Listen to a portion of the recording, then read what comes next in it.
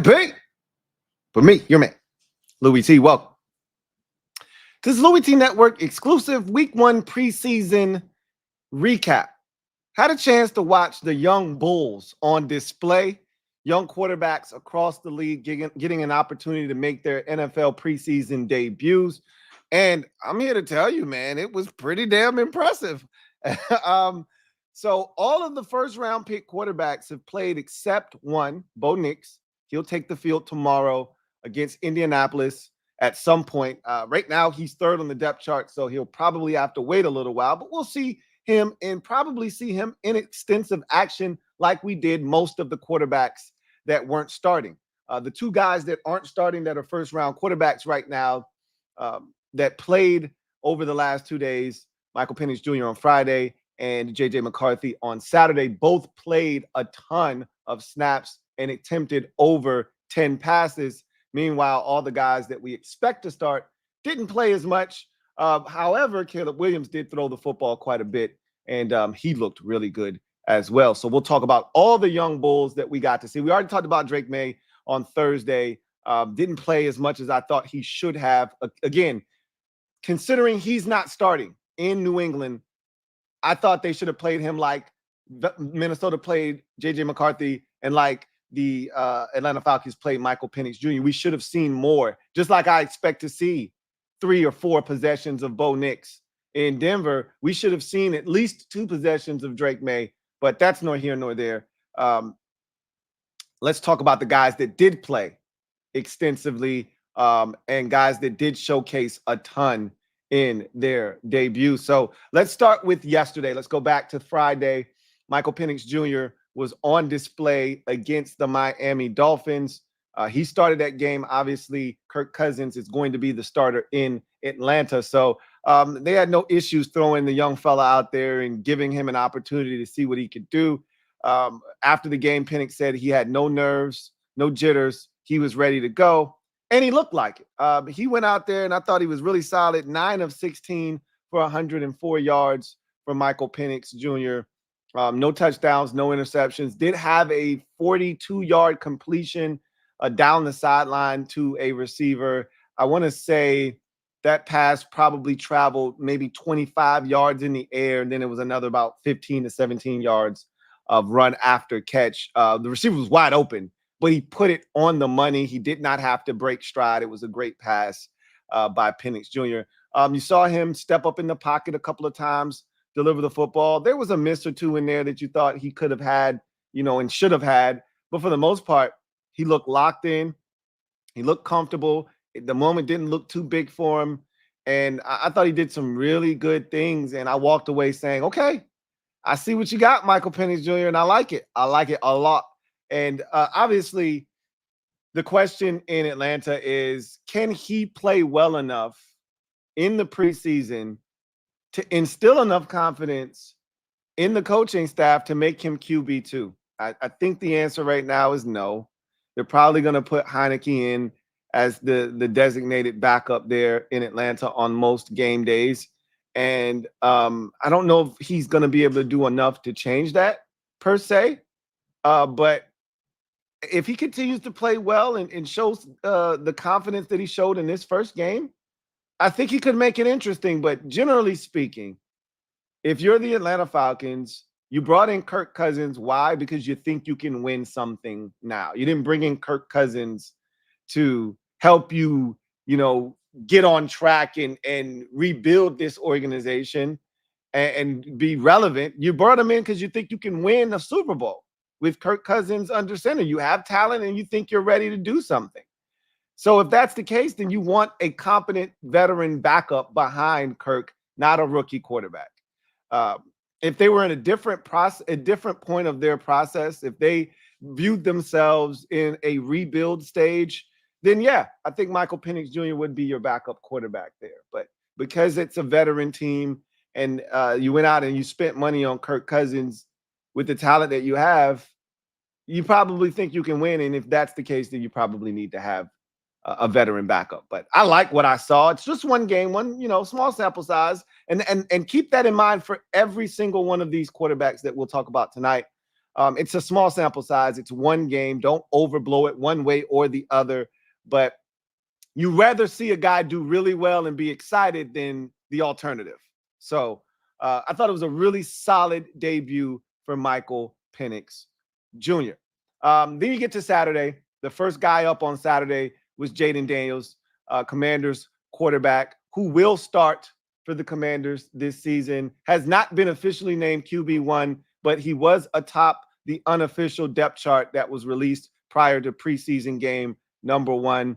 And I don't see that changing. At some point, they will officially name him QB1. They've already said it's not a secret that that's going to take place. It's a process, and so they're not going to rush it. But everything that he did in this game kind of solidifies that he's going to be QB1, and they feel really good about him. And so the number 2 overall pick was 2 of 3 for 45 yards and a rushing touchdown, 3-yard rushing touchdown. 1 possession for Jayden Daniels. That's all he really needed after what he showed.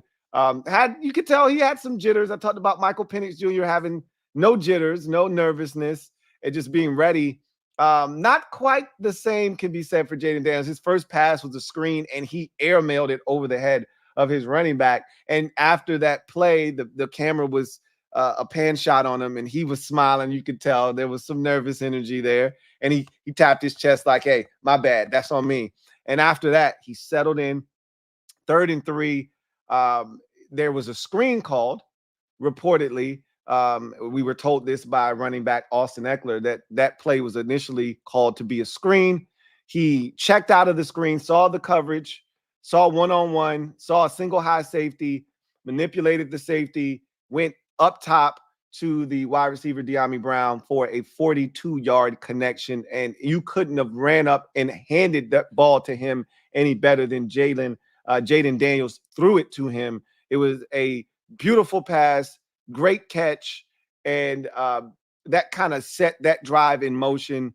And Daniels would later cap it off with a read option keep that he would jaunt into the end zone untouched on to cap off his first drive in the NFL. 2 of 3, as I mentioned, 45 yards, the rushing touchdown, and a really sparkling debut for Jayden Daniels as the number 2 overall pick for the Washington Commanders. Going against, again, the Jets, and most of these quarterbacks went against backups for the most part, not J.J.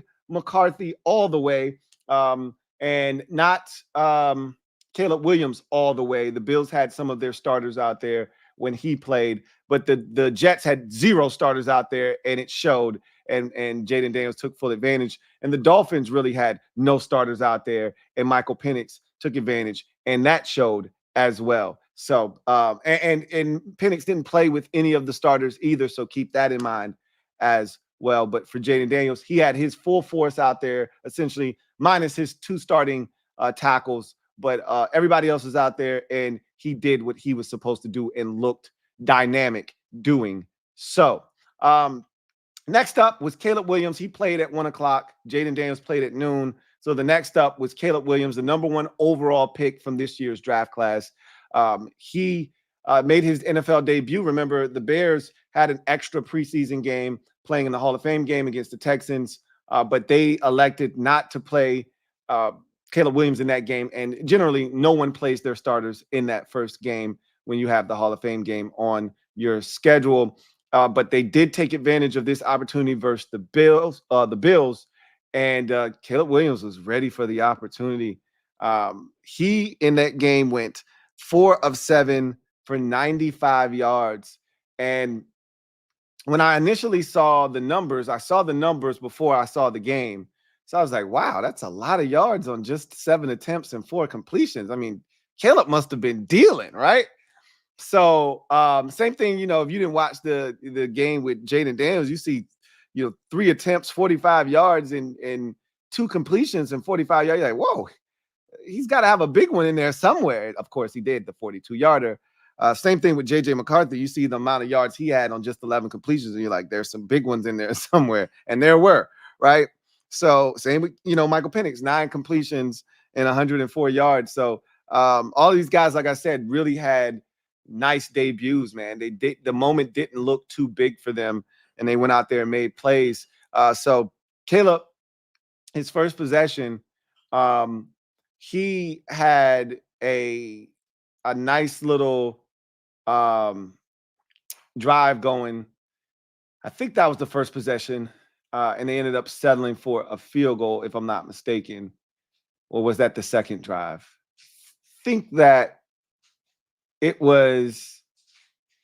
I think they got a field goal on both of his 2 drives that he played, because they beat up the Bills pretty good, 33-6, I believe that score was. I think Caleb scored a field goal on each of his first 2 drives. The first drive, I thought he was just, taking what the defense gave him. Matter of fact, there was a holding penalty on the very first possession of the game for him. I thought he caused that holding penalty, by the way, by, bowing out on his scramble. Instead of stepping up, he went behind the rush, and it caused his tackle to feel like he needed to hold. I'm not sure if the screen okay, so I don't think it was a screen pass that he threw to running back DeAndre Swift. I think it just was a play that kind of broke down. The pressure kind of got there, and he looked up and he saw his running back as an outlet there, and it was a weird sort of flip to him. That's that Caleb Williams shit, right? Where he just finds an angle, finds a way to get it to him. He kind of just flicks it over there to DeAndre Swift, and there is nobody around DeAndre Swift, and he just takes off, and there is just room to run, green grass everywhere. And I don't even think he really got tackled. I think the turf monster reached up and grabbed him by the ankle, because even when he ended up falling down, he was cutting back. I don't think the Bill defender got a piece of him on the cutback. I think he just tripped over his own damn feet. He might have scored on that play had he not tripped. But it was 42 yards was the little flip to DeAndre Swift. So that was a big gain. They ended up getting a field goal out of that. He had the best play, I thought, and this is so Caleb Williams. There's a rollout to the right. So he extends a play, doesn't like what he sees initially, extends the play, rolls out to his right. And as he's about to go out of bounds, he kind of does this like throw where he didn't necessarily jump in the air, but he kind of throws across his body, but he's going to his right. But he kind of like flings it like this. And it is just this frozen rope to the tight end. Why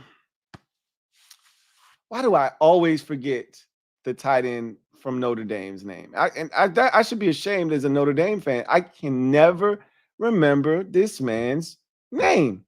And it just, Cole Kmet. I don't know why I can never remember Cole Kmet's name. So he throws this frozen rope. This is some USC Caleb Williams shit, right? Where he's running to his right and he just kind of flims it. Just, and it's just like, it's not supposed to be that effortless, that tight of, it's like some Aaron Rodgers type shit where you just go, damn, that was nice. And it hit him right between the 8 and the 5 on the sideline. Bam! As he's rolling out. And I'm just like, that's a bad mofo right there, man. Caleb also had a nice little scramble. And it's funny, if you watched Hard Knocks and you saw the little sliding drills that they were doing on the slip and slide, he literally did that on this scramble. Picked up a nice 10 or 12 yards and then slid. And it looked like he was on the slip and slide. Like I could imagine the slip and slide being under him on that slide. I know they're going to say something about that on the next episode of Hard Knocks, but it was a really good debut for him. He looked in command of the offense. He looked comfortable. They got him under center. They got him in the shotgun. He got in and out of the pocket. He showed mobility. He showed the ability to manipulate the pocket. He showed the ability to throw on the move. He showed the ability to throw from the pocket. He showed that escapability and that magician-like ability to make plays. All of it was on display over the course of maybe 12 to 15 snaps that he took on 2 possessions that he was in the game for. As I mentioned, 4 of 7, 95 yards, 2 scoring possessions. I think they got 2 field goals on his 2 possessions. So all in all, I thought it was an excellent debut for Caleb Williams. And I love the fact that the Bears didn't put him in bubble wrap, didn't throw him out there for one possession. And they easily could have, because, again, the first possession, if I'm not mistaken, and I could be wrong about this, the first possession, I think they scored on it. And then he put him back out there, and he scored again on another possession. And they could have easily said, okay, you had one really good possession, let's just get you out of there. And they didn't. And I thought that they showed, like, hey, we really want to see what this kid has. And he looked good. Had a connection with DJ Moore on one play. I talked about hitting Cole Kmet, so he's hitting a lot of the guys. He did have one throw that should have been picked off. It was a bad decision. The defender was there, undercut the route, easily could have been picked off. But they did call a penalty on that play, so it would not have counted even if it was picked off. They called that same defender for illegal contact. I think they called it on the wrong guy personally, but either way, it would not have counted. But it was a poor decision, and you expect that from a young quarterback. From time to time, you're going to see those types of decisions made and opportunities for mistakes to be made. But all in all, I thought it was a really solid debut for Caleb Williams. If you're a Bears fan, you have to be encouraged by what you saw. Next guy up is, or it's the last guy up, JJ McCarthy. And so obviously he's not the starter right now in Minnesota. Sam Darnold is, and he had a nice opening drive, connecting with, I think, Jalen Naylor a couple of times on that drive, and got him inside the 10-yard line, maybe even inside the 5. They went for it on 4th down, did not get it. Great defensive play by the Raiders to break up the pass in the end zone. And so it was a long drive, all for naught. They did not get any points out of it, and that was it for Sam Darnold. So although they came away with no points, it was a nice, solid drive for him in his Vikings debut. Meanwhile, the star of the show, the main attraction, was JJ McCarthy. That's what everybody was there to see. And I didn't think we were going to get him this early, personally. They made it seem like they were going to try to put him in towards the end of the second quarter and then get him to feel what it's like to start the third quarter. That was what we were told initially, but after the one possession for Sam Darnold, they threw JJ McCarthy out there and they left him in there practically until, midway through the third quarter. So 11 of 17 for 188 yards, 2 touchdowns, and 1 interception. And so the interception, I will say this, the interception did come against the Raiders starters. So the Raiders, I love the old school approach that they took. And I'm going to go back and clean up some things with some of the teams that these quarterbacks played against, because there were rookies or other players that kind of stood out in those games. So I do want to make mention of them. Like, for example, the Falcons played against the Dolphins. They played against Jalen Wright, the rookie running back out of Tennessee, and I thought he had a really good showing in the game. So I want to talk about him briefly. The Raiders have a quarterback battle, and that's a true quarterback battle going on. And I'm honestly don't know what they're going to do. Both quarterbacks showed well in their appearance in this game. So want to talk about that. And the Bills, Josh Allen played. He played 2 possessions, and the goal, they said, was to play a quarter, and he played 2 possessions, and literally they were on the field in the middle of a drive at the end of the first quarter, and after the quarter ended, they came back on the field and Mitchell Trubisky was in the game. So he literally, Sean McDermott, stuck to his promise of a quarter. But I want to talk about what some of those guys, because, that offense looks totally different now. So I want to talk about what that looked like. But back to JJ McCarthy. So the interception that he threw. So he almost fumbled, right? He almost fumbled in the game, but his hand was going forward. And I thought immediately when I saw it that it was an incomplete pass, which they ultimately ruled it incomplete. But initially they had awarded the ball to the Raiders, but upon further review, it was an incomplete pass. And then the interception he threw, he was just trying to do too much. He was under a little bit of pressure, got out of the pocket. This is when the Raiders defensive starters were in the game, got out of the pocket and tried to hit his receiver as he was rolling to his right. And he didn't get enough on it, and he didn't throw it far enough outside, and it allowed Jack Johnson to jump in front of it and pick it off. What is his name? Is it Joe? I think it's Jones. I like that kid too. I think it's Jack Jones out of Arizona State. He's a dog. And you remember he was the one talking shit to Patrick Mahomes last year, picked him off, picked 6. Yeah, he's a dog. And he stepped right in front of that thing and picked it off clean. And that was it for the Raiders' first team defense after they picked off JJ McCarthy. So after the starters got out of the game, he found it a lot easier to manipulate that Raiders defense. He hit Trent Sherfield Jr. for a 33-yard touchdown. He was wide ass open. He hit this guy named Tristan. I can't remember his last name. I like that guy. Tristan something. I don't know where they got this dude from. I don't know if he was on their team last year, but I like him a lot. He hit him on a deep ball for about a 45-yard touchdown. The deep ball was the play of choice for JJ McCarthy, and he was very comfortable throwing it. And he looked comfortable really throughout the game. I thought his pocket manipulation was excellent. He stepped up in the pocket. There was one time he was looking to throw, pressure came. He kind of he was throwing a football. He tucked it back in. He bounced off the pressure, rolled out, got out of the pocket and ran up the A gap and escaped and ran for like 15 yards. You could see he was, he's very mobile. We already knew that. He could throw on the run. He's got a live arm. I told you he's Alex Smith with a gun, right? And not afraid to use it. And because he's going to take the safe check down throw, even though he was pushing it down the field in this game because the opportunities were there.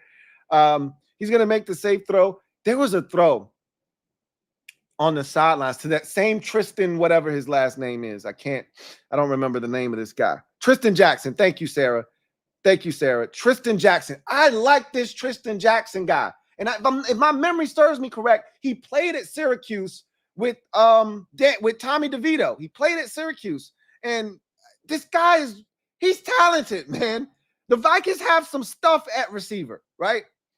Between Naylor, who they really like, they call him Speedy, and he had a couple of nice catches on that first possession with Sam Darnold. This Tristan Jackson guy. And obviously they got Jets, and they got a wealth of talent out there, right? You could tell that he being JJ McCarthy, he was dialed in, man. And they're gonna make him work for it, right? Like he's supposed to be in this battle with Nick Mullins for the backup job. Like they're pushing him to try to, hey, you got to earn it. Don't count him out of the starter, role yet. I think they're going to give it to Sam, right? But this performance, if I'm head coach Kevin O'Connell, I'm looking at this performance. I'm saying, okay, that's a hell of a step towards you being the starter week 1, right? Like I wanted to see you go out here, take advantage of these reps. Oh, and I like the fact too, some people will see the interception. Oh, he's trash. He's this, he's that. I like the fact that came first. He came back in the game and mentally overcame that mistake and threw 2 touchdown passes and was really, really solid within the pocket, showed the mobility, showed the accuracy down the field. I like that he was able to bounce back from the early mistake, right? So there were a lot of good takeaways. Kene Nwangwu ran for a touchdown, right? And obviously they got Aaron Jones now at running back, but Kene is a guy I like. His rookie season, he ran a kickoff back for a touchdown, and you could see the speed. You know what he's capable of. This kickoff it seems like it's tailor-made for a guy like Kene Nwangwu. And so it's going to be interesting to see if they put him back there to return kickoffs. Neither team really allowed the other team to return any kicks. It was kind of weird because all weekend you were so processed, like your brain was used to seeing teams kicking it in the landing zone.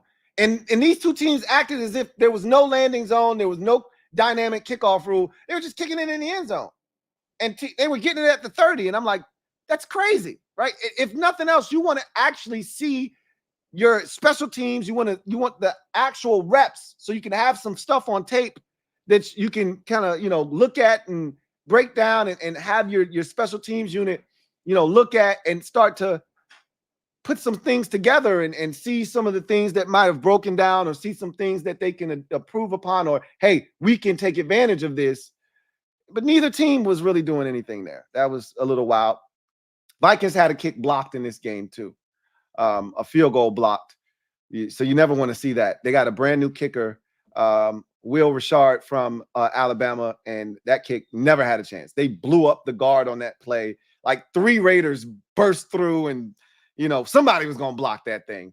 But McCarthy looked good, man. I was impressed with him, and I still don't think he's going to start week 1, but this was a really good step in the right direction. This gives you a little bit more confidence to say, hey, maybe just I don't think he's going to start, but Sam Darnold is merely a placeholder. We know that. He's a stopgap. This performance, and it's a small sample size, and I told you don't overreact at the very beginning of this video. I need to see it again and then again. But this makes me feel like I could easily see JJ McCarthy starting in week 3 on some I think Deshaun Watson started like week 3 of his rookie season. There was another quarterback who didn't start the first game or 2 and then ended up starting in like week 3. I could see that happening with JJ McCarthy if, he continues to play well, and then Sam Darnold doesn't get off to a great start in the regular season. If he plays like this, throughout the preseason, I thought he played with a ton of confidence, and I was impressed. So let's go back to some of the other teams in these games real quick, and some of the young players. Oh, while I'm there, in the Minnesota game, their first round pick rookie, they had 2 of them, right? JJ McCarthy and Dallas Turner. Dallas Turner had a sack on the 3rd down. He got to the, I want to say it was, I think Gardner Minshew was in the game at that time. He might not have been in the game. It might have been the Aiden O'Connell. I want to say it was Gardner Minshew, though. Minshew tried to roll, extend the play, and Dallas Turner got, it might have been, I think it was Aiden O'Connell, because Aiden O'Connell had an impressive opening drive, and I think they only got a field goal out of it. And so I think that was Aiden. He almost got him on the play before, and he got it. Aiden got it to their rookie tight end out of Georgia. What is his name? Brock Bowers. He was wide ass open. I don't know how Brock Bowers got that wide open, but Dallas Turner almost got to him on that play, and then maybe 2-3 plays later, he got to him and ended the drive and forced a field goal attempt. So he looks good too. Just to make mention of that while we were there.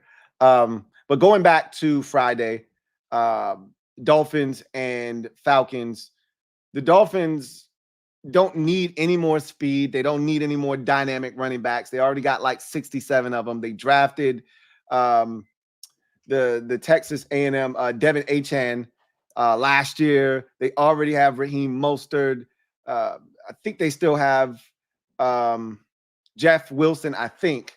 Like, they got a wealth of backs, and all of them are stupid fast.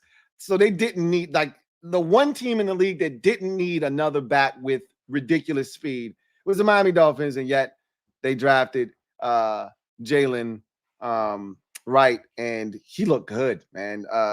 10 carries, 55 yards, easy walk-in touchdown down by the goal line, but he looked good. He looks fast. I mean, what's new, right? I was so jealous watching him play for them because he was one of my favorite backs in this year's draft class. And I just like, boy, my team could use a back with that kind of speed. And you have like 8 of them. You don't even need this guy. This is ridiculous. And but I think why they drafted him is because when Devin Achane got injured last year, they were missing his pop.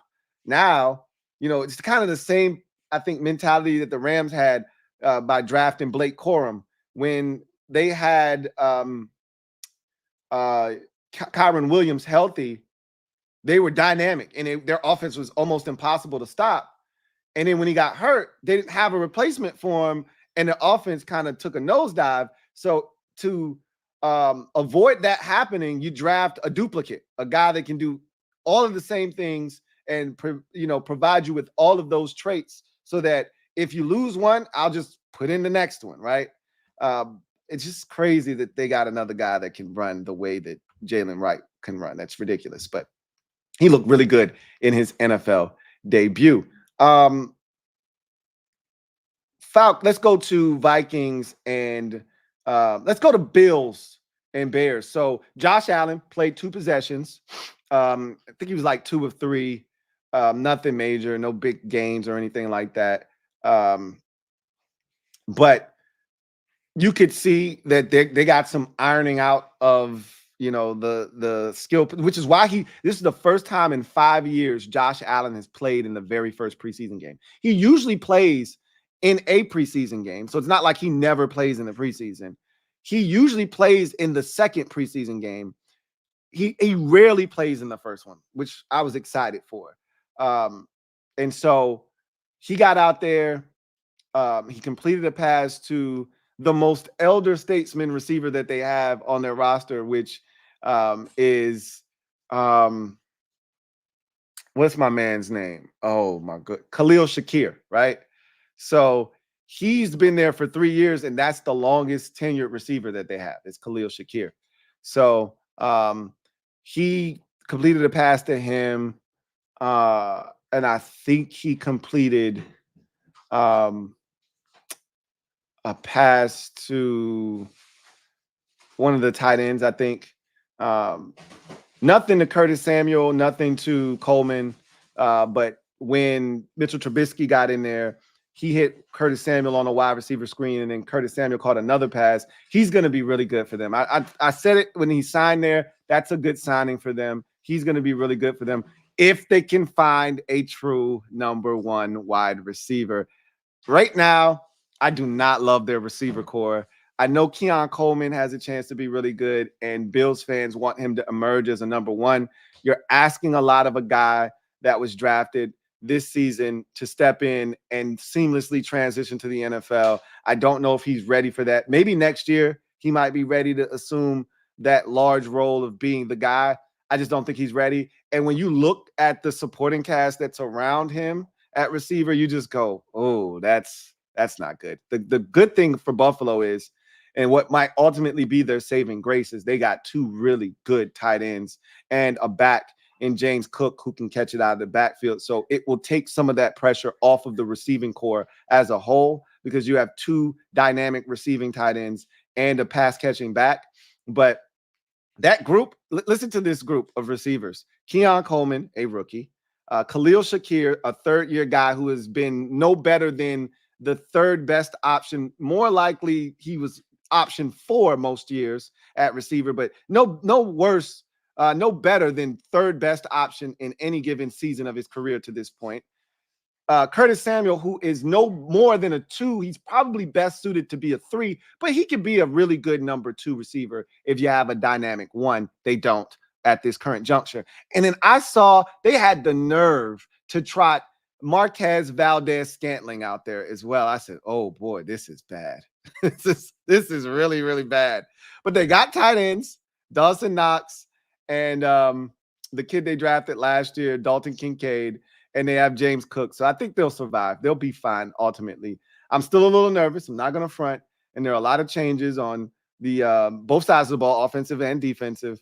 But when it's all said and done, I think they'll be okay. But Curtis Samuel looked good. He was the receiving leader in this game. Mitchell Trubisky stinks. My goodness. They had a wide open tight end for a touchdown on his first drive, and he overshot him by like 5 yards over his head. Like, God damn it, Mitchell.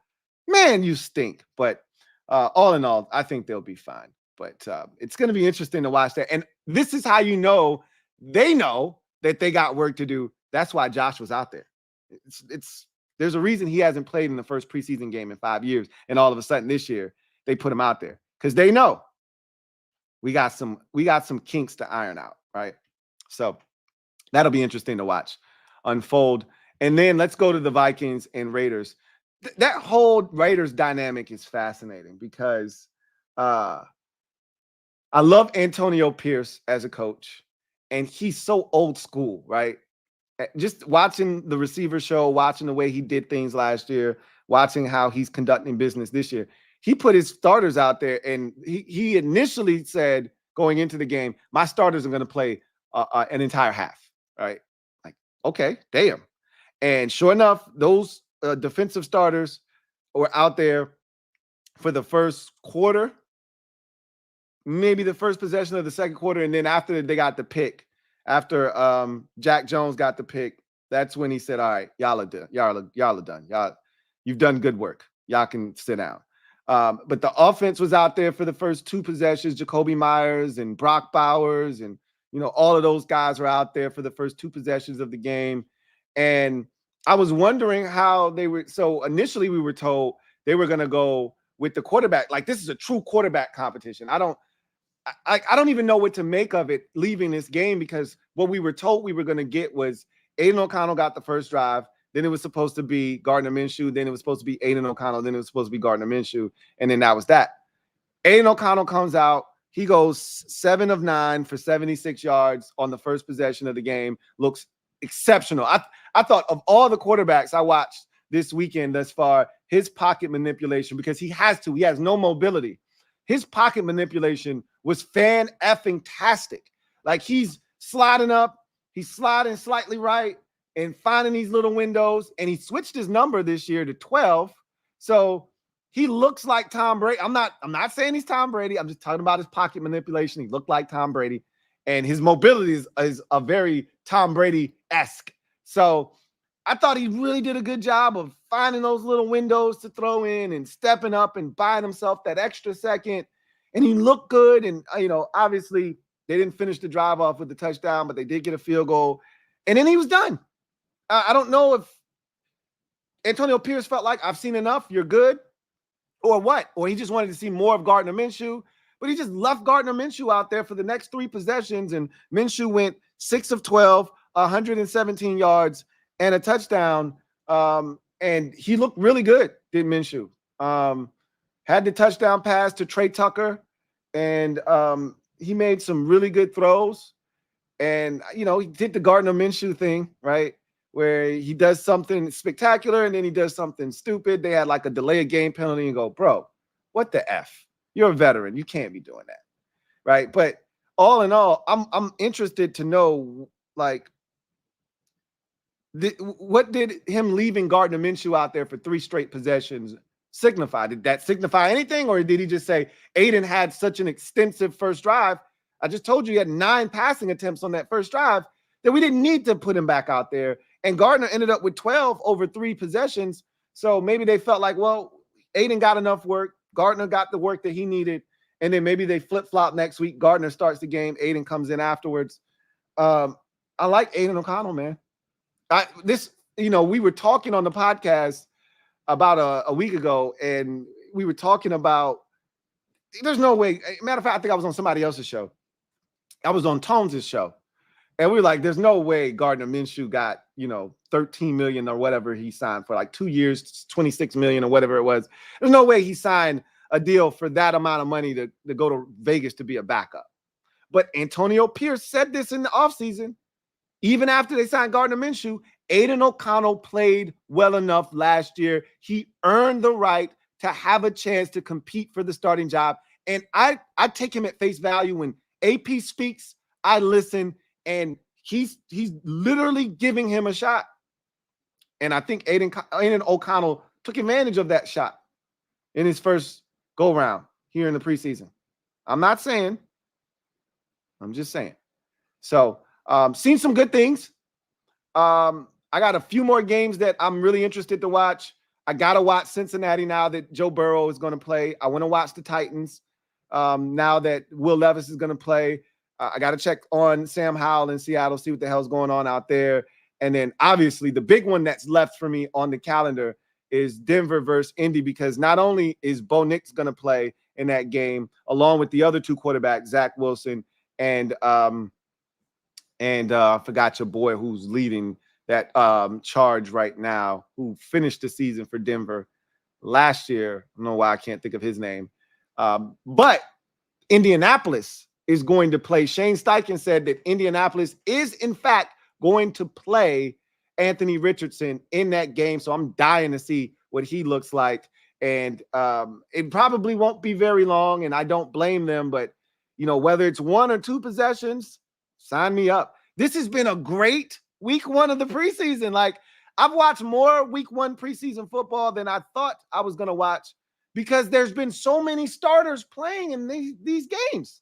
This has been fun. This is what happens, though, when you have 6 rookie quarterbacks in the first round, right? And I think I want to go check New Orleans. They just played Arizona. I think I want to check New Orleans out because Spencer Rattler is in that game, and I think I want to see what he's doing. So I may check that one out. But anyway, Stidham. Thank you, Zoe. Thank you, Zoe. Jarrett Stidham is going to start that game for Denver. So that's the one I'm going to be live after that game tomorrow. That game tomorrow, I think, is at 1 p.m., if I'm not mistaken, on NFL Network. After that game's done, I'm going to jump on live, tell you what I saw, and anything else from some of these other games. I might jump on and talk about those games as well to kind of clean all of that up for week number 1. And then we'll probably talk a little bit more about it on the podcast on Monday as well. But in any event, let's get to the comment section, and I'll get you guys out of here. See. Don Everhart, stand up. You are the newest member of the MOBB. Mob, you know what to do. Show Don some love. Open those arms wide. Show him what it feels like to be a member of the MOBB. Don Everhart, welcome to the squad. Glad to have you on board. Speaking of which, Don Everhart, he comes in and immediately starts spreading the love. Shout out to my guy, Don, for blessing the mob with 10 new members. Shout out to all the brand new members, courtesy of Don Everhart. Welcome to the squad, everyone, and thank you so much for your generosity, Don Everhart. Welcome to the squad, Don, my guy. GT7. Thank you for the super chat. Greatly appreciate you. Thank you for being a member of the MOBB. GT7 writes, Lou, what's up, GT? What's up? What's good with you? You heard it here first. 1, Ramiz is on the 53. I will believe it when I see it, man. I got to see. Look, I told you I didn't trust either one of those kickers. Riley showed his ass today. He's probably on the way out. Ramiz made all of his kicks, so that's good for him. There were no real trying kicks, though. 40 was the furthest kick. He made the 2 extra points from, 33 yards out. I didn't love the 40-yarder the way it looked, but it went in, and that's all that matters. They might stick with Ramiz. They may stick with him if he continues to kick well. And I told you, we can talk about practice all we want. If he's making them in the game, and he did a really good job of keeping the football within the landing zone, if he's doing all the things they ask him to do, it's his job to lose, I believe. I believe that when they signed Riley Patterson, I said it feels like Ramiz's job to lose. If he kicks well, I think they're going to give him a shot. But remember, I still think they want a kicker with NFL experience, which is why they brought in Riley Patterson. And they gave Riley Patterson a chip shot field goal to give him some confidence and to give him an opportunity in this competition, and he blew it. He blew it. So Ramiz has got the leg up. and we'll see if he keeps it and if he can keep the job. He says, 2, we are keeping 4 tight ends. I have 4 tight ends on my 53 already. Cole Turner was the 4th. So that sounds about right. And then 3, loved Cliff's play calling and pace, as did I. I thought everything looked smooth. I love the diversity in the run game. I love how he got the ball out of the quarterback's hands. I love how he changed the launch point, got guys in and out of the pocket, read options and things, and that just different things to keep the defense off balance. And then 4, JD5 has brass balls for calling an audible with Scott at left tackle and Paul at right tackle. He wasn't even thinking about that. He wasn't even thinking about who was in front of him. He saw the coverage, he saw an opportunity, and he said, I'm gonna take it. All right. But to us at home, we're like, bro, that took some cojones, right? Like, you're putting your life on the line with these dudes in front of you. Anything could happen, but it all worked out for him. And I'm so glad that he was able to make the throw. And more importantly, Dyami was, because if Dyami doesn't catch it, we're not having this conversation right now. And all people are ragging on Dyami. Dyami's trash, this, that, and the third. But Dyami making it, that's a tough catch. That guy was draped all over him. And Dyami made that catch. So I'm glad it worked out. And I'm glad we're having a conversation about, Jayden, doing what he did, going in there, making an adjustment and an audible. But remember last year, we didn't even have audibles.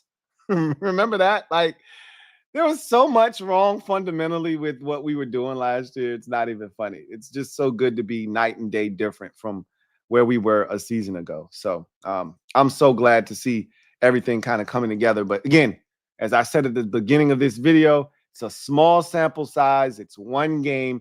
Do not get carried away in one direction or the other. I had people on the post-game stream talking about that we're out of the quarterback wilderness. We found our guy, this, that, and the third. And I truly believe those things are going to come to fruition.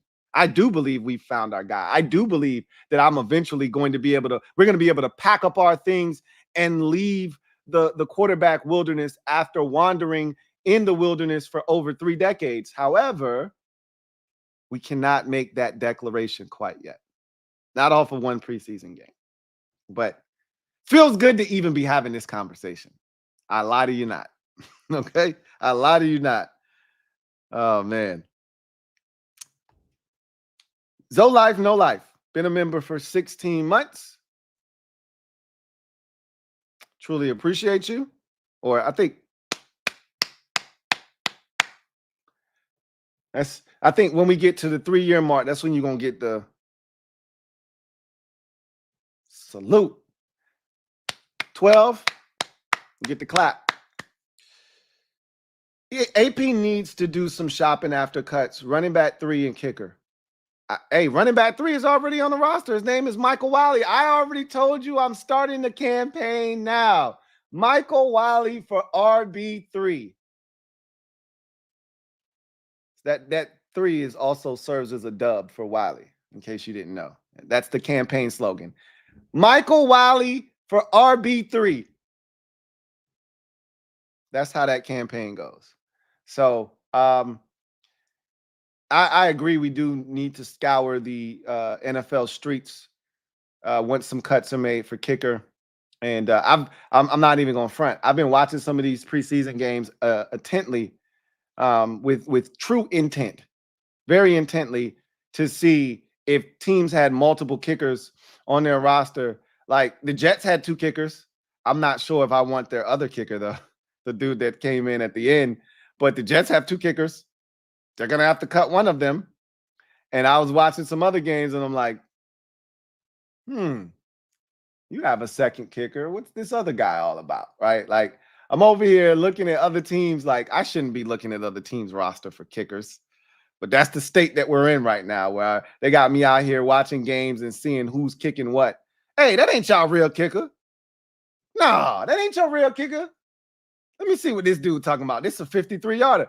Man, I'm out here jealous watching other teams' kickers bomb it from 56. The the Raiders kicker, Daniel Carlson, made a kick from 56 versus the Vikings today. I was like, man, still make no. I know Ramiz can't make no damn 56-yard field goal. I know his ass can't make no 56-yard field goal. Got me out here lusting after other teams' kickers and shit.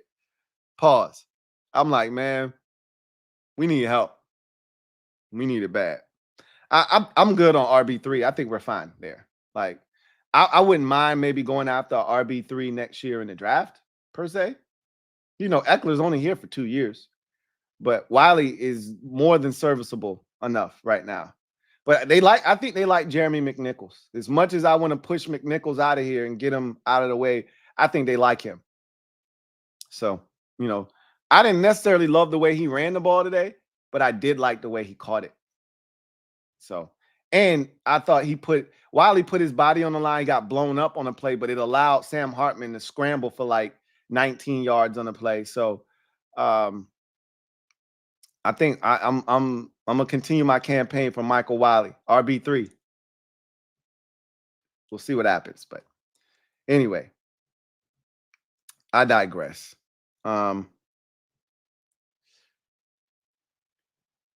Excuse me. That's going to do it for me. I didn't want to talk your head off on this video. I just wanted to come up here, talk about the youngins that I got to see so far. I got a couple more games that I have to watch, but definitely will be live tomorrow after Broncos and Colts. So you will see me tomorrow after that game has met its conclusion. And I will probably have a lot to say because we'll see all three of the Broncos quarterbacks tomorrow, including their 12th overall pick in the 6th and final quarterback that was taken in the first round in the 2024 NFL draft. And so in Bo Nix, so we'll talk about that. Anthony Richardson is going to make his 2024 debut after only playing in 5 games last year, or maybe it was 4 games last year, before getting hurt in the 5th game of the season and missing the rest of his rookie campaign. So anxious to see what he looks like in year 2 in Shane Steichen's offense. So I think I'll have a lot to say having watched that game tomorrow. And I'll probably have something to say about some of the other ones that I would have had a chance to take a look at. Joe Burrow and his brief, play and see what he was talking about.